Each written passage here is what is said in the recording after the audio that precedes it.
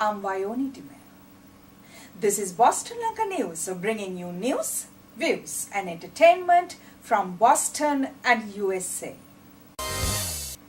Rajiva Wijesinha is a scholar, political analyst and a writer.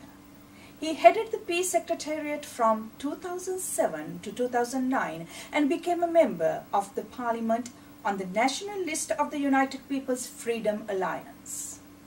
Professor Rajiva Wijesinha joins with Boston Lanka. Professor Wijesinha, now President Rajapaksa announced at the May Day rally that the elections to the Northern Provincial Council would be held in September. In a way, it's an acknowledgement that the 13th Amendment would stay. We also know that Jatika Helurumaya and Vimal Veeravansa have begun to make noises against having the Northern Provincial elections.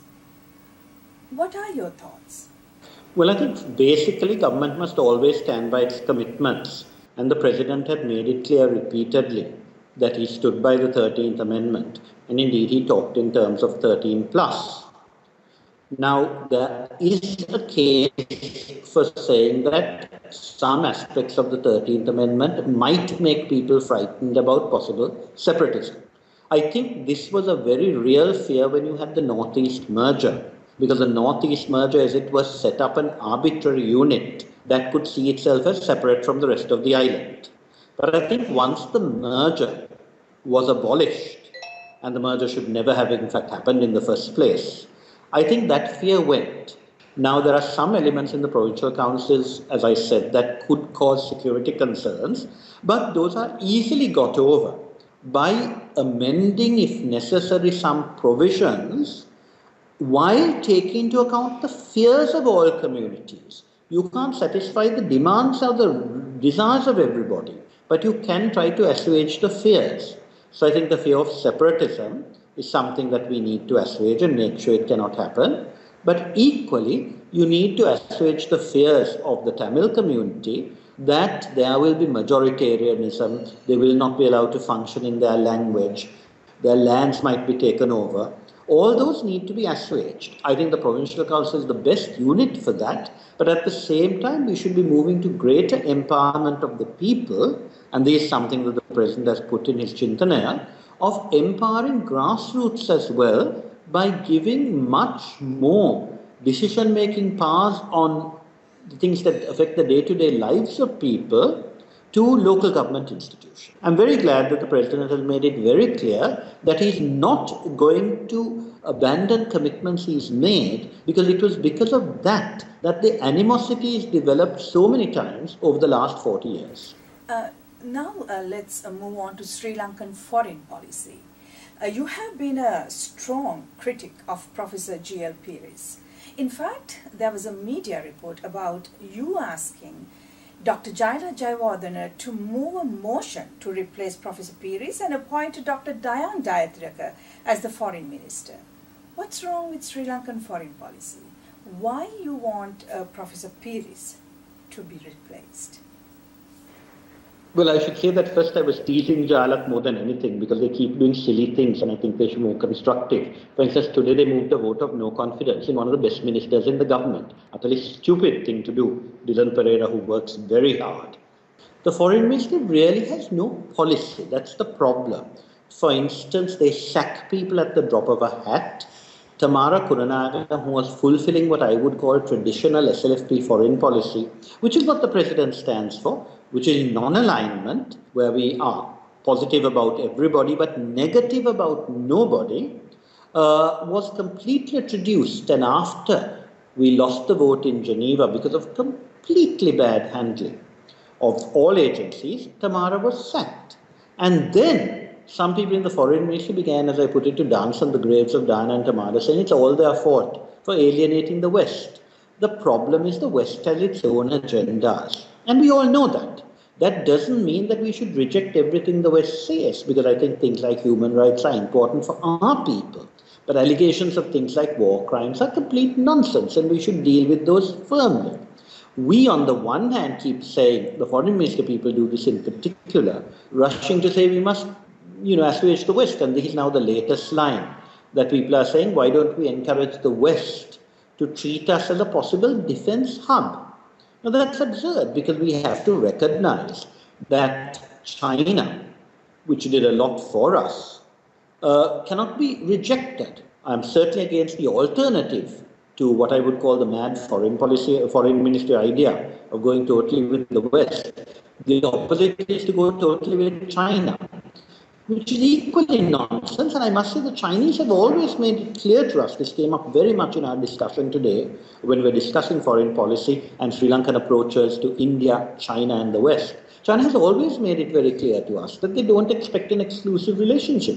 They understand the importance of India. And it is completely mad of people in Sri Lanka to think that China would want us to quarrel with India on their behalf. Unfortunately, there are people in the foreign ministry who still hanker after what I call the Jawas and the mistakes of the 80s, when they fought with India on the assumption that America would back them. And there may have been elements in America which supported them, and America let them down like a hot potato. So what I think should happen is that we should think things out carefully, we should discuss things in think tanks and achieve a policy that is consistent. We should also brief the president properly. Dan Jalika was telling us today about an incident that happened in 2011 when Karan Singh, who is a special envoy of the Indian government, had given Minister of Education certain suggestions on how Sri Lanka could help India to help us. And what happened? The report was sent to the president saying that Dayan had taken the side of India against Sri Lanka, and the message was never given. We believe that sometimes some messages the Indians have given us are not conveyed by the foreign minister to the president. So, we were told a year and a half ago that everything was very fine with India, which was nonsense. Earlier this year, when Bob Blake had come on a very tough visit, I was told that the Americans are very happy with Sri Lanka. It was clear that he was not happy. Now, we need to be serious and not try to just always say things that will please other people. In a recent impeachment motion against C.J. Shirani Bandaranayake, you took a stand different from the government, and in fact, you thought the process was flawed. Could you explain? Well, very simply, I think justice must not only be done but be seen to be done. And this is said in the Select Committee report. And justice will not seem to be done as far as the impeachment went. You see, as I have pointed out, there were several things wrong with the former Chief Justice. I had actually mentioned some of these in letters to the President because when I was trying to do the Human Rights Action Plan, I got no support from her. I was suggesting that the judiciary needs rules, the way some women are treated, especially under vagrancy ordinance, inconsistent. And when I wrote, I just got no joy. She said, these are not my. And I said, the government must insist on controlling procedure in the courts. The independence of the judiciary means that their decisions must be independent, but they can't do what they like. And I used to keep recommending rules. But when she, as it were, was seen to do certain wrong things, and I have to say that on Cope, I think her husband behaved at the best irresponsibly in his position. I think there should have been very clear investigations. Now, one of the points I made was that the standing order under which she was tried was a ridiculous standing order, and Ranil Wickremesinghe giggled and said, yes, what happened is we introduced half a standing order to control the former Chief Justice, and then we didn't introduce the other. Now, government should have realized that and made sure that there was a standing order under which her actions could have been investigated with high standards of proof. And I think there were terrible things like they didn't tell her they were going to call witnesses and then they called them. And when I said to some of my colleagues, why did they do this? They said, oh, she was going to walk out anyway. I said, but you gave her a reason for walking out. So I think it was a ham-fisted exercise. I think it was unfortunate that it happened immediately after she gave a judgment on the Divinagama bill, which I think was a perfectly acceptable judgment. And later people in government said, no, it was okay because she said, how do you amend it to make it passable? But the impression created, which I don't think was correct, was they want to get rid of her because of that. And I think you have to make sure that the position of Chief Justice is treated with respect, and she was not treated with respect. I think there were lots of things she did wrong that should have been properly investigated. A proper investigation would have actually, I think, encouraged her to resign. But the way they impeached her was wrong. Professor, we know that you are not only a scholar, but also an accomplished writer. In your book, The Limits of Love, you have written about Richard de Souza, and you write, "It would seem Richard did not die in vain. Because of him, the reign of terror has ended." Now, Professor, given the way the media people are facing threats these days, you really think the terror has ended? Well, I think you have to remember what many people have forgotten is some of the horrors Sri Lanka lived through. For instance, many people in Sri Lanka have forgotten what we lived through in terms of terrorism, all the way up to 2008. I was just discussing things like the central bank bomb.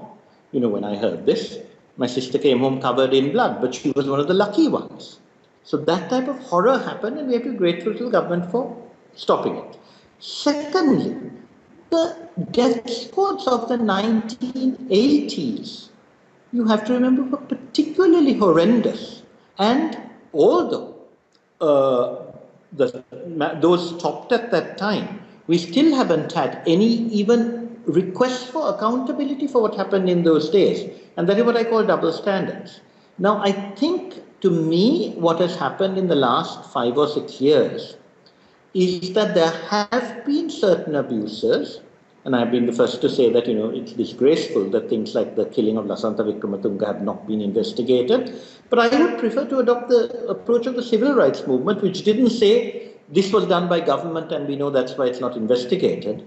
I would suggest the approach should be, if the police are not able to follow up on things like that, there's something wrong with the police and we must acknowledge that. Now, I think, for instance, the latest lines, they talk about killings of journalists.